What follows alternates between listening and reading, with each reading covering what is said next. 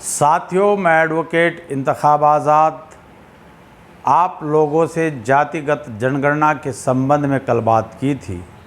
जातिगत जनगणना के संबंध में आपको बताया था कि प्रधानमंत्री नरेंद्र मोदी के संबंध में ये बात कही जाती है कि मोदी है तो मुमकिन है।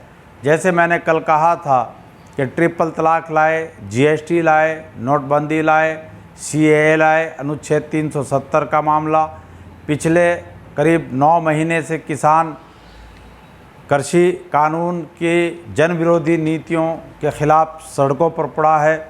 वहाँ भी प्रधानमंत्री माननीय नरेंद्र मोदी जी टस से मस नहीं हो रहे। ये तमाम काम मोदी जी बड़ी बहादुरी और हिम्मत के साथ कर रहे हैं।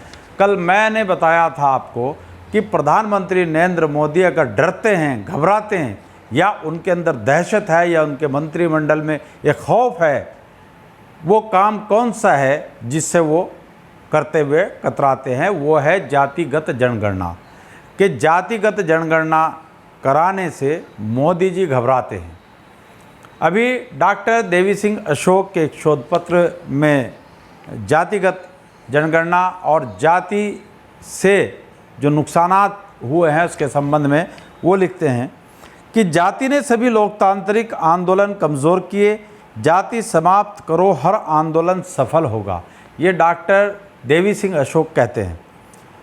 जाति ने गरीबी हटाओ आंदोलन नहीं चलने दिया, जाति ने बेरोजगारों का आंदोलन नहीं चलने दिया, जाति ने मजदूरों का आंदोलन नहीं चलने दिया, जाति ने किसानों का आंदोलन नहीं चलने दिया, जाति ने बौद्ध आंदोलन नहीं चलने दिया, जाति ने साम्यवादी आंदोलन नहीं चलने दिया, जाति ने हिस्सेदारी आंदोलन नहीं चलने दिया, जाति ने भ्रष्टाचार के खिलाफ आंदोलन नहीं चलने दिया, जाति ने अंधविश्वास के खिलाफ आंदोलन नहीं चलने दिया, जाति ने कोई अत्याचार के खिलाफ आंदोलन नहीं चलने दिया, जाति ने दहेज के खिलाफ आंदोलन नहीं चलने दिया, और जाति ने जाति जनगणना का आंदोलन नहीं चलने दिया।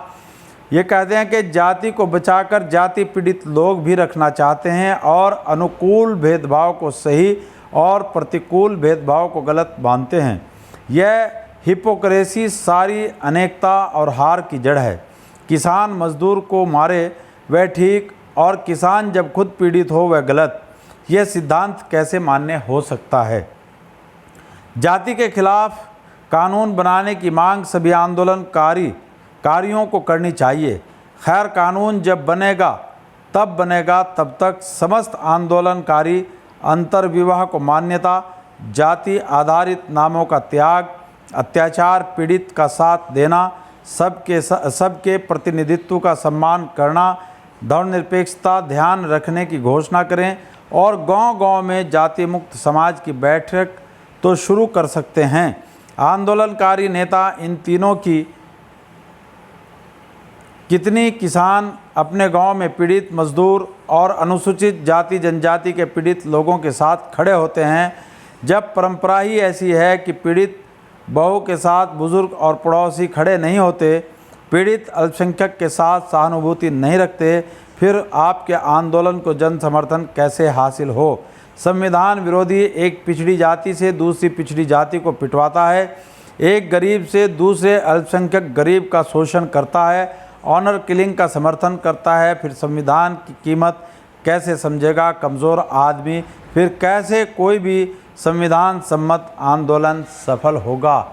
डॉक्टर देवी सिंह अशोक कहते हैं कि जब तक जाति जड़ मूल से समाप्त नहीं होगी तब तक संविधान में बाबा साहब द्वारा दी गई व्यवस्था के अनुरूप लोगों को उनके हक अधिकार नहीं मिलेंगे, और जब तक बहुजनों को उनके हक अधिकार नहीं मिलेंगे तब तक भारत में सही मायनों में लोकतंत्र स्थापित नहीं होगा। क्योंकि जिसकी जितनी संख्या भारी उसकी उतनी हिस्सेदारी तभी मिलेगी जब जाति का जड़ से नाश होगा और जातिगत जनगणना होगी।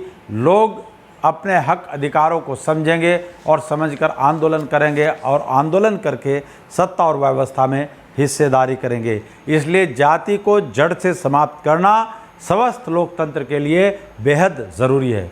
साथियों, आपने मेरी बात को ध्यानपूर्वक सुना, उसके लिए आपका बहुत बहुत धन्यवाद।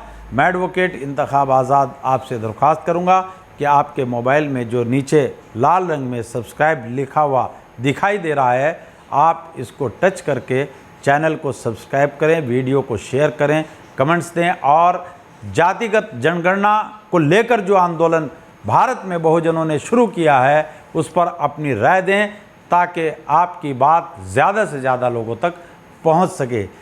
जय मूल निवासी, जय संविधान।